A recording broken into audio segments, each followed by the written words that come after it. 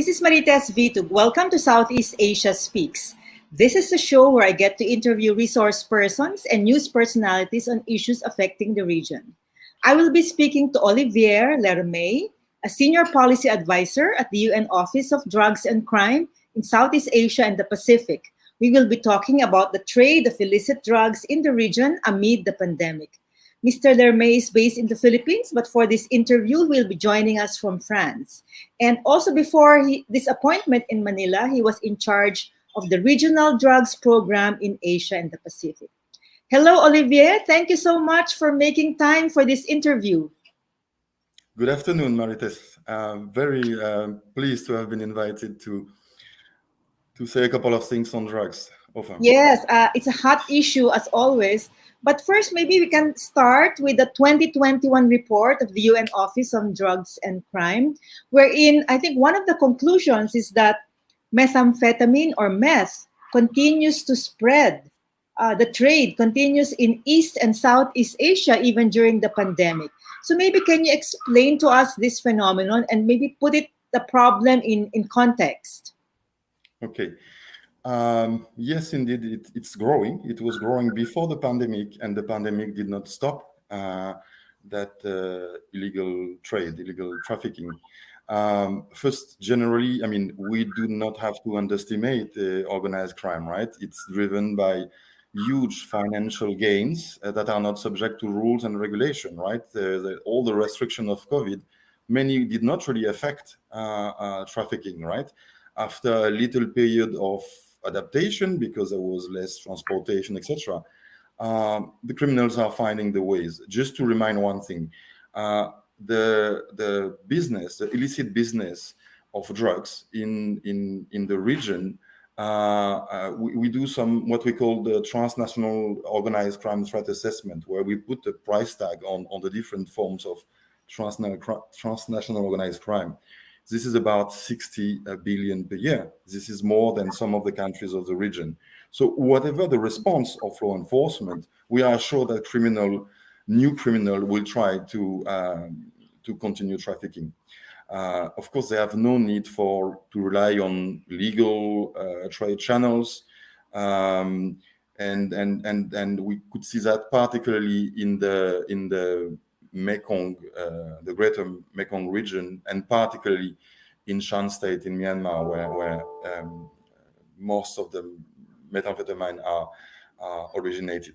But maybe I would like to try to put, as you said, in context what we are going to discuss today, because there are so many aspects. Some will not be possible to address. But just shortly, the drug issue is not a public health issue. It's not a public security issue. It's not a development issue. It's not a human rights issue. It's all of this and much more. And when we just look at it through one lens, we don't understand the magnitude of it and the possible responses. The first thing I wanted to mention is how adaptable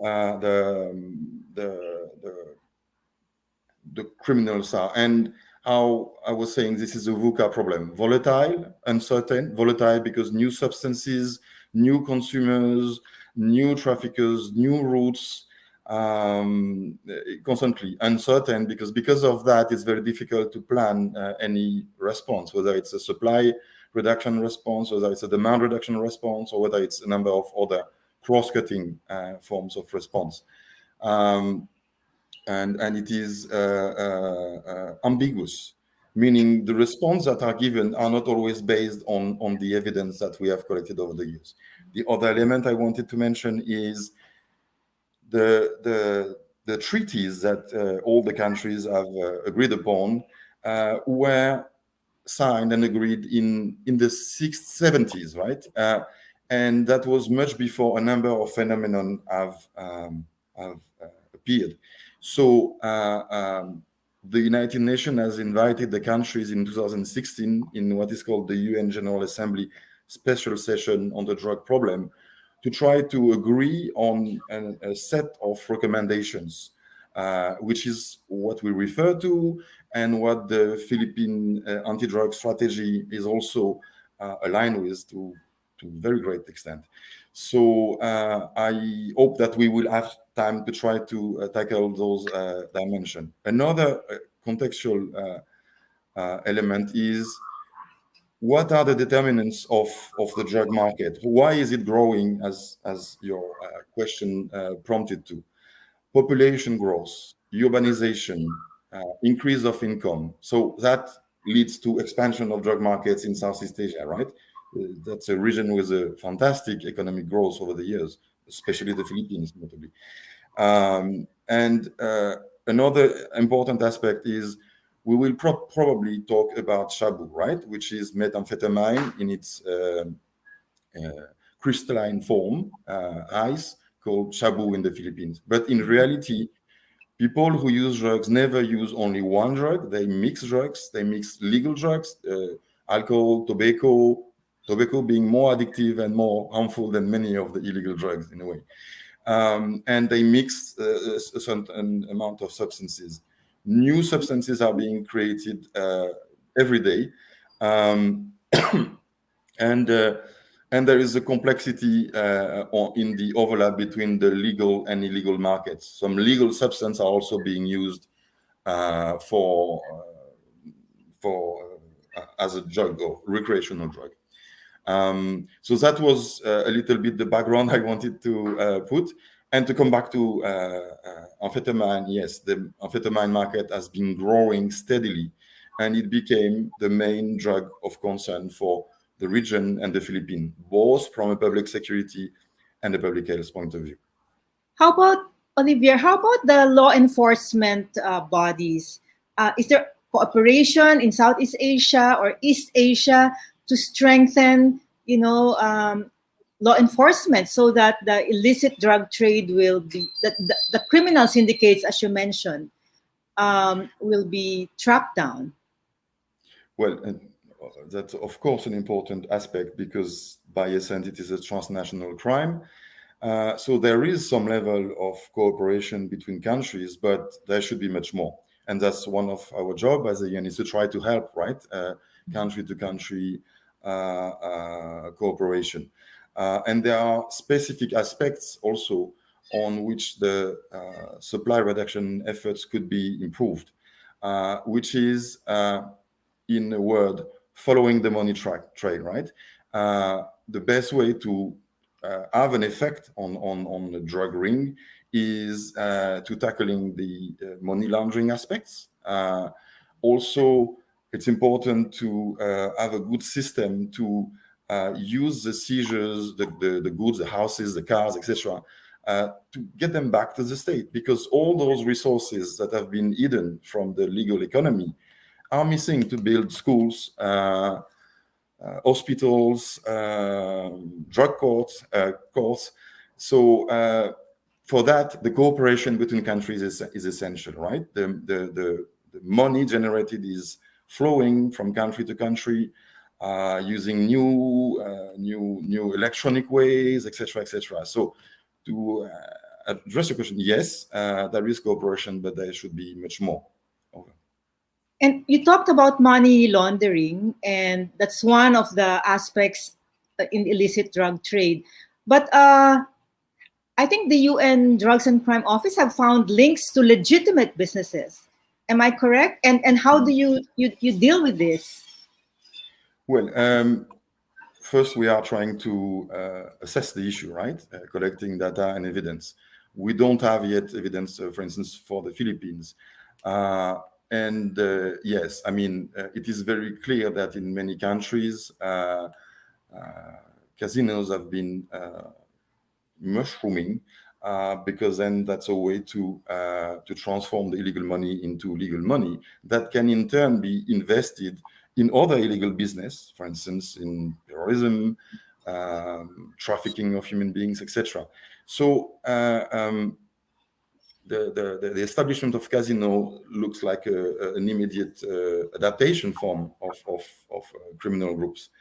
But what is important is that there are more and more front companies established by organized crime, not only casinos, right? And so that shows the infiltration of organized crime into legitimate business, which again is very of concern because it can have so many influence on the economy itself. Yeah, you talked about increase in population as a factor for the increase in demand.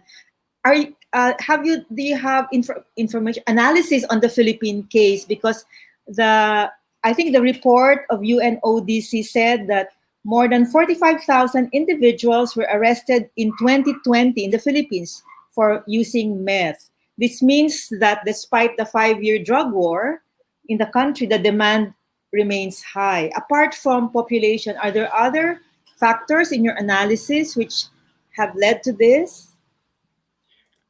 Well, yeah, the demand remains high. We have proxy elements to corroborate that, right? The first element is the price of drugs.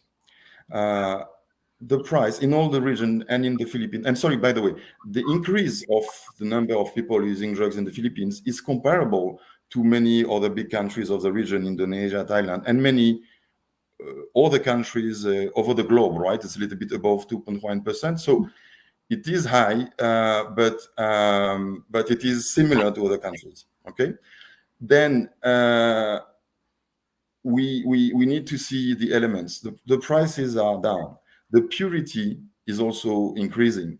So those are elements that show that there is still demand, and demand is being met by the people who produce drugs. But also, I mean, if we talk about the way the drug dealers are operating, I think it's really important to keep that idea of the balloon effect.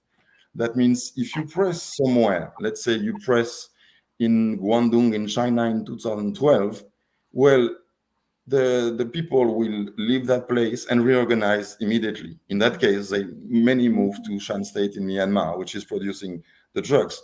It's an area where the state is not controlling the central government is not controlling the territories. There is conflict, and there are the casinos you were mentioning earlier.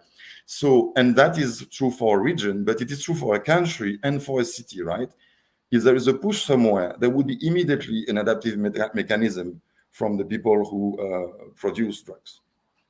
And also in the report that I'll just focus a bit on the Philippines, it said that the Philippines is both a destination country for illicit drugs and a transit country.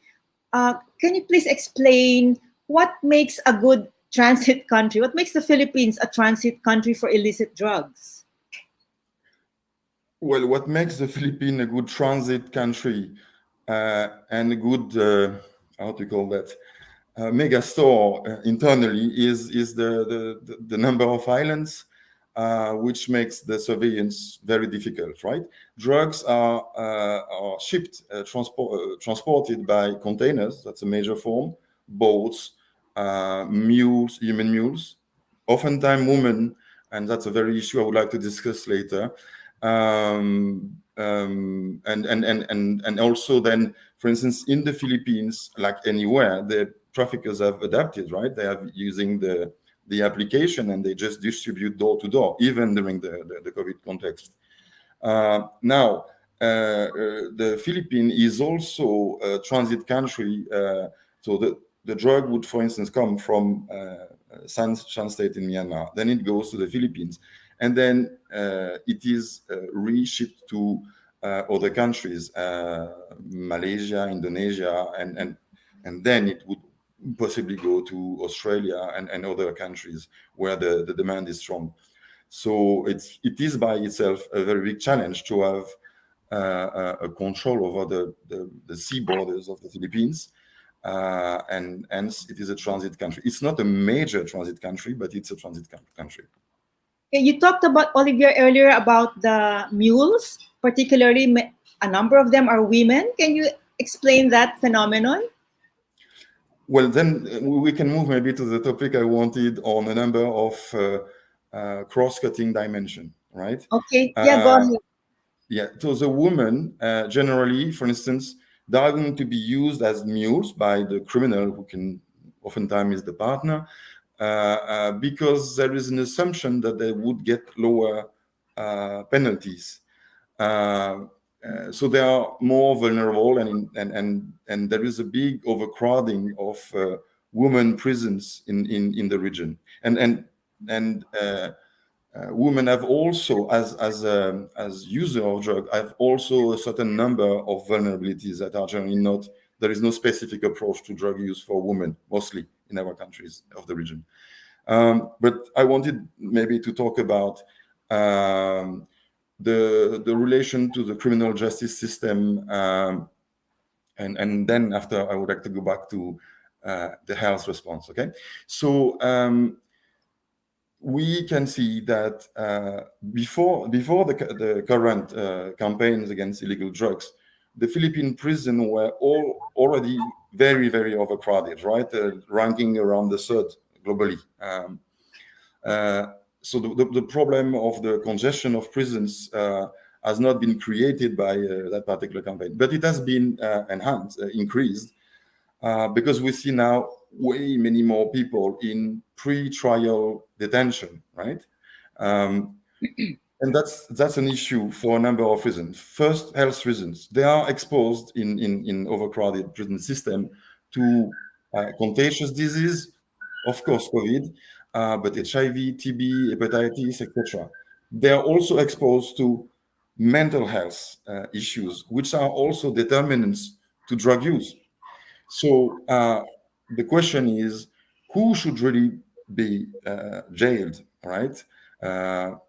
For the one who are non-violent crime, really not big criminals, and that have vulnerable health condition, it is wise to find an alternative to incarceration. That's one dimension of the problem. The other one is, if we put people who are very junior in the crime business, when they go to jail or prison, it's like they go to the University of Crime. So instead, they are going to become tough criminals, possibly, when they get out. So we have created more crime by sometimes keeping the wrong people in prison. Again, I'm talking about people who are presumed innocent and have low non-violent alleged crime, etc. So that's an issue, right? There is a need to try to see what can be done in the prison now, to support the staff of the prison, which are frontliners, right? We talk about the people in the hospital, etc., but we forget that the prison staff face a terrible burden during the different previous phases of the epidemic. And the prisoners, because the lockdown on the prison have added confinement to confinement, right? No family visit, a number of issues. So I just wanted to mention that aspect. And that involves a number of partners in any country, and in the Philippines, to try to see how we can get the prison system to serve better the purpose of rehabilitation and getting people fit for society when they get out, right? So that was for the prison bit. But I also wanted to come back, if you allow me, on the health approach to drugs, right? One part is the supply, and sometimes the supply can push a drug, but most of the time the supply is just generated by the demand, right? So if we don't address the health dimension of the drug problem, we won't go nowhere. We will always have more need for drugs and more production and trafficking. So a couple of things that I wanted to say is that the first, 1 person out of 10 using Chabu needs some form of intense treatment. 1% of 10 have a real drug problem. The 9 others, or they don't have at all, or they have very mild drug use, which can perfectly be handled in a voluntary community model. And that's a development in the Philippines, that there has been an increase of provision of services at the community level. Then, in the portion of the people who have a drug problem, many do not need to be in an inpatient, in a compulsory center modality. Many can be handled in a voluntary outpatient clinic, or if there are those who are in a very crisis, they can be handled also. If they are a problem to themselves and the society, they can be handled by a psychiatric ward, right? So that was one. The second one is to repeat that drug dependence, again, this is only a small proportion of people who use drugs or people who have used drugs, is a chronic and relapsing condition, which is related to mental health aspects mostly, and is preventable and treatable. So it's very important that when someone is entering the public health door, meaning he realizes he has a problem, he or she has a problem, then he will relapse possibly in the course of its treatment, right? People who smoke heavily need like 4 or 5 attempts sometimes. And if your grandmother has diabetes and she did not inject insulin, we would not say, okay, that's the second time, now you need to go to jail, right? So that's important, the health aspect. Now, that doesn't mean that people who use drugs should benefit from a specific leniency versus the general population. Not at all. In fact, they are much more severely punished for their criminal offense than others just because of being drug users. So that's another aspect, right? Trying to have proportionate sentencing. People who use drugs are not above the law, but they are not below the law. They are people, after all. So the drug problem is multifaceted, as you said. It's health, has to do with the criminal justice system, security issue. But earlier you talked about a UN General Assembly meeting which focused on illicit drugs. What is the core of the strategy that was decided or in that UN General Assembly meeting? Okay. So in that discussion, that was important because it involved all member states, but also many civil society, many experts. One of the conclusions is, again, that there is a need for a balanced approach. A balanced approach means there is a need for more people-driven, health-driven approach.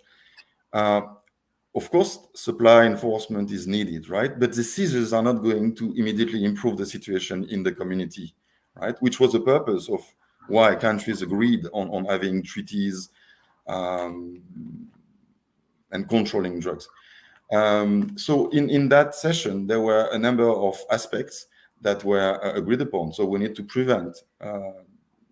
do primary prevention of drug use, but we need to do that in an evidence way, right? It's not enough to put a t-shirt saying no on drugs. It doesn't work.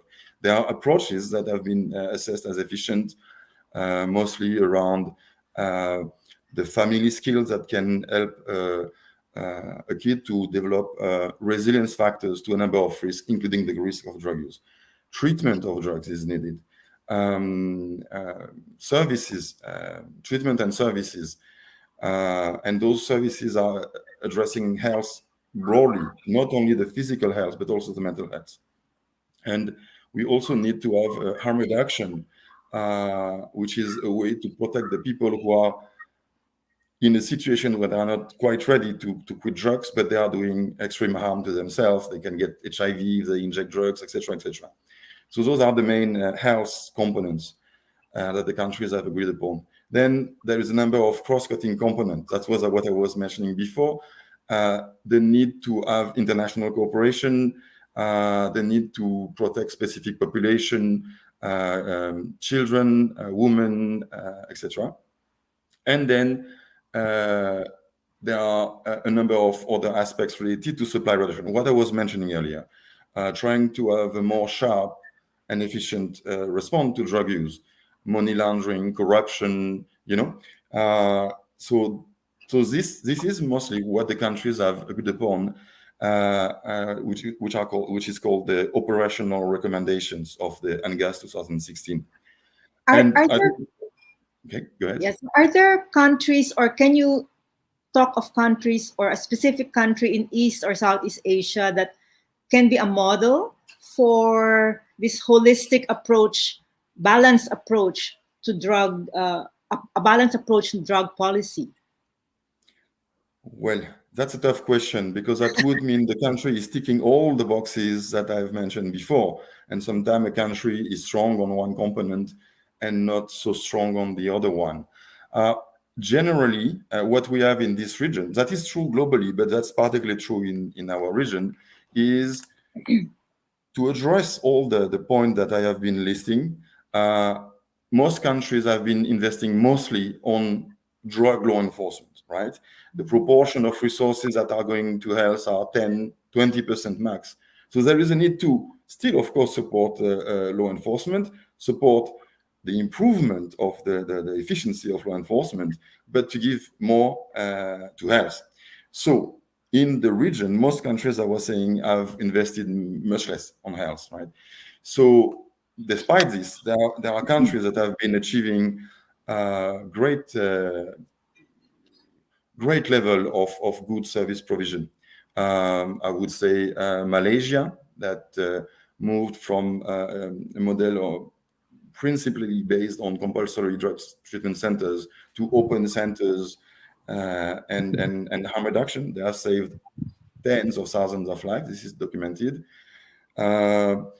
We have Myanmar that has been developing. I know it may sound a little weird in the current context of Myanmar, the very new, innovative drug policy, drug law. I would say that the Philippines on community-based treatment is in the recent years is a country that has grown that approach, and that backed it by what is called a client flow system. I don't want to be technical, but that's very important. The point is, we have people that may need support. Let's assess properly what is the level of dependence to be able to orient them to different set of services. And I think this is a very advanced model. We don't have that in other countries. I've been working in the region for 20 years. So it's really difficult to give you a black and white response saying this country has done fantastically. I could quote Vietnam, for instance, on the expansion of methadone, which is a substitution to heroin. Very, very good expansion of those services, etc., etc. But by the way, as I'm talking about heroin, we have in the Cebu area an issue with people injecting drugs, but they are not injecting opiates. They are injecting Nubain, which is kind of a painkiller. So there is a need to find what would be a good approach for the injection in Cebu, but it's urgent. The prevalence, for instance, the HIV prevalence among people who inject drugs in Cebu area is really of concern, and we're working with the government to try to support and find solutions to that. Yeah, but you said something quite interesting about the Philippines, the community-based treatment, which I think has your office made studies on this, how effective this community-based treatment is? That's my final question. Yes. Oh, sorry, so that I cannot address other topics. Yes, but the expansion is very good first and numerically. Now, of course, it's difficult to see the quality. We cannot assume that there is an even quality. Far from that, right? Because this has been initiated relatively recently. But there are studies, and our office has been engaging with so many other UN agencies too, like WHO, UNAIDS, but also with so many very capable partners in the Philippines, academe, NGOs. And yes, there is evidence that it is working. And there is evidence from other countries in the region and globally. So yes, it is. Now the challenge is to get sure that the expansion means quality implementation. Thank you so much, Olivier. On that note, which is gives us a ray of hope about the community-based treatment to respond to the drug problem. On that note, we close the interview. Can Yes? I just say just one thing? Sorry. Okay. All that UNGAS approach that I've been mentioning has also been the frame for the joint UN government program on human rights in the Philippines. That's a very unique endeavor, right? And this has been agreed upon with the Department of Foreign Affairs, Department of Justice, and the different other agencies of the government and the UN and the civil society and the Commission on Human Rights. So we hope that that program will also help boosting the response to drugs in a human rights-based approach. I think we will need another conversation on that issue, Olivier. It's quite interesting, and as you explained quite well, now we appreciate how multifaceted the illicit drug problem is. So we will continue this conversation. Thank you to our viewers, to our listeners. Mr. Lermet, thank you so much. And bye, and see you next month. Bye. See you.